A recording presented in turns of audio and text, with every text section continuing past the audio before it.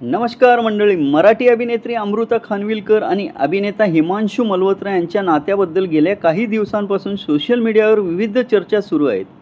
काही वृत्तानुसार हे दोघे गेले 1.5 वर्षापासून वेगवेगळे राहत आहेत. मात्र यामागचं कारण कामाचं स्वरूप आणि कौटुंबिक जबाबदाऱ्या असल्याचं यापूर्वी त्यांनी स्पष्ट केलं होतं.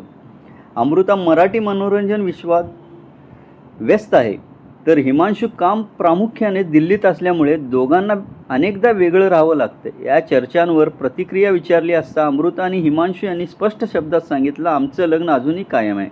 आमच्या वैयक्तिक आयुष्याबद्दल यापुढे कोणतीही प्रतिक्रिया देणार नाही.